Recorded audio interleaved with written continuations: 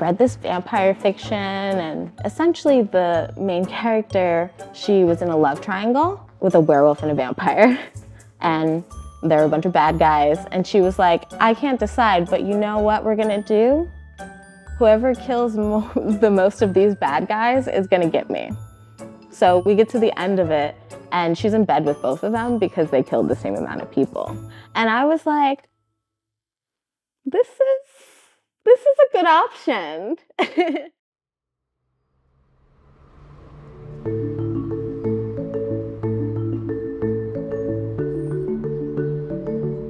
When this first became public, we lost a sizable, roughly 40% of our gym membership. So they were hearing from people that we were filming porn, that we were here doing naked workouts, and in our commercial gym. We had a swingers club at night. At night, we were hosting a swingers parties here. Which all seem like great ideas, right. But it's not what's actually happening.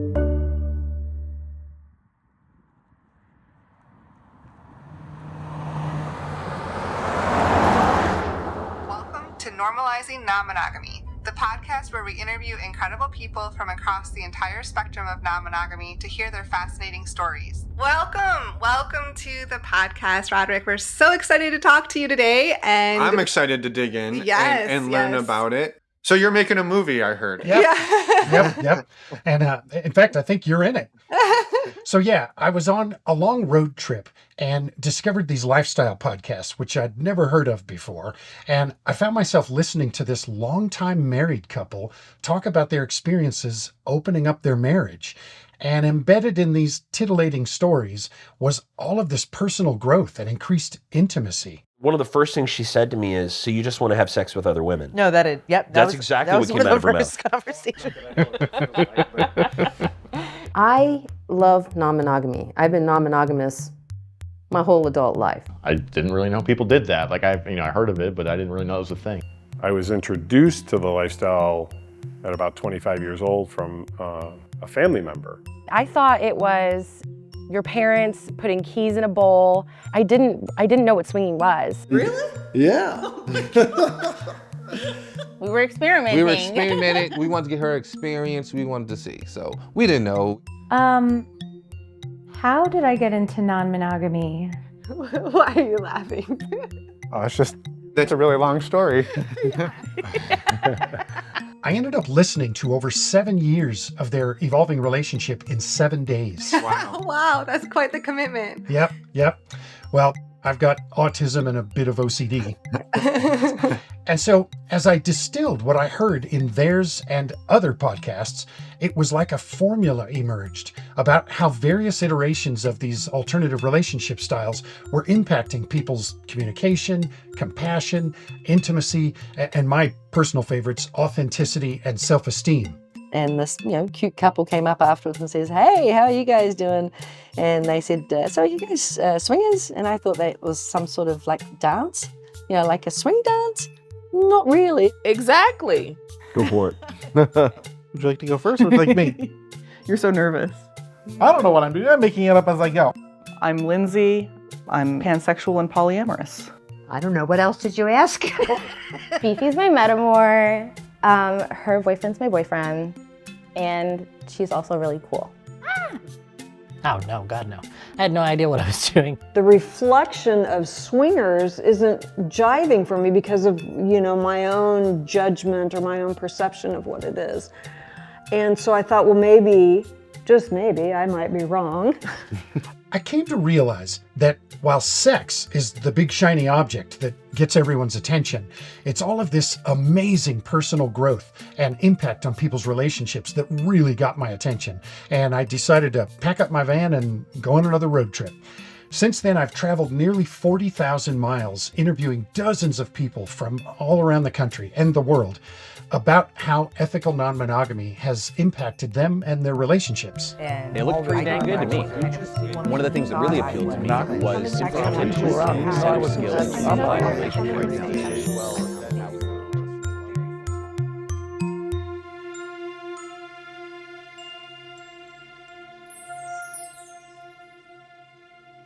In the scientific literature, most researchers and clinicians tend to study the three popular types of consensual non-monogamy. So people who practice polyamory, people who practice open relationships, and people who practice swinging.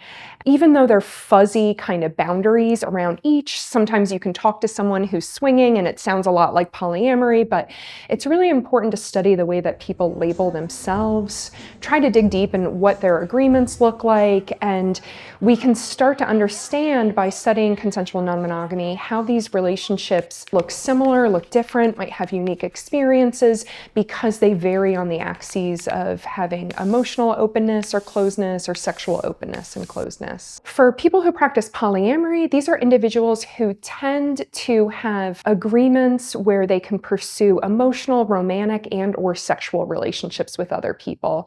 Falling in love is often on the table, having sex with multiple people. Sometimes this can take the form of dating independently. That's the most common type of polyamory, so multiple committed relationships. It can also take the form of triads and quads, 3-4-person relationships.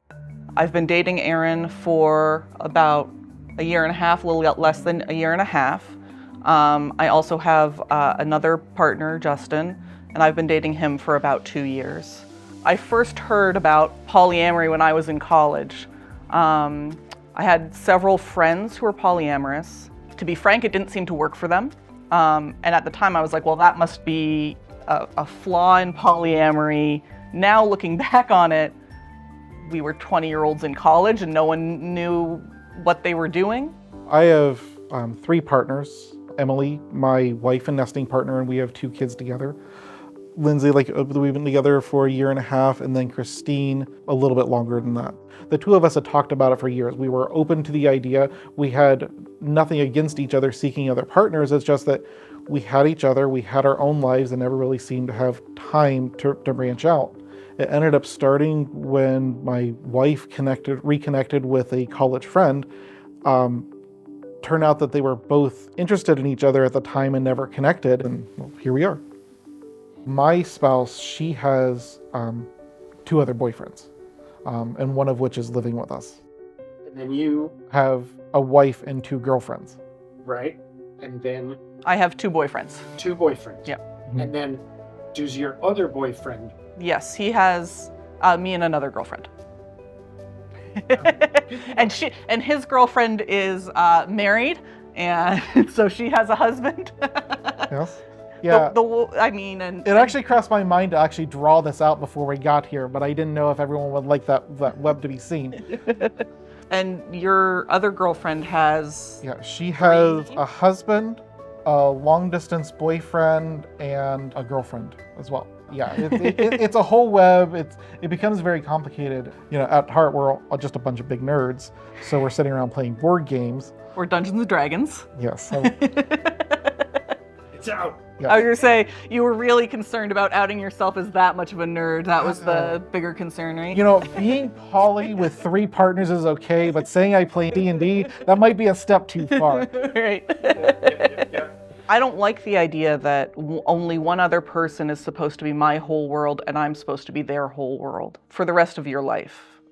I don't think that's a fair burden to put on a partner, and I don't think it's a fair burden to put on me either.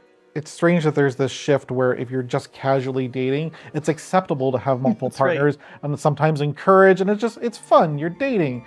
But then when you get to loving a partner, now you're only allowed to love one person, and there's just something that doesn't sit right with that. Society doesn't say that for any other type of love. We don't say, oh, you can only love one child. And we don't say that about friends either. You might have a best friend. And obviously romantic love is different, but it seems silly that we see the limitless potential of all other types of love, but somehow in this one area, no. That's just absurd to mainstream society. I know plenty of people in successful and happy monogamous relationships, but when you don't have to be everything for one other person, you can really be yourself. We're both happier to be here. I think our partners are happier. At least I hope our partners are happier that we're not monogamous. Ethical non-monogamy, we like to call it that umbrella because it's not just consensual, it's also ethical, which is a funny word. I like it because it slows you down. It isn't as black and white as a law. It isn't just consent or not consent. Ethics are gray and fuzzy, and it depends sometimes. A lot of times ethics is choosing the best thing, not necessarily the right thing versus the wrong thing. It's the best thing for the situation. And so for me, calling it ethical non-monogamy is very intentional, because I think it forces us to slow down and really look at what are our goals, what are our intentions, how do these actions, how do these words align with those goals and intentions.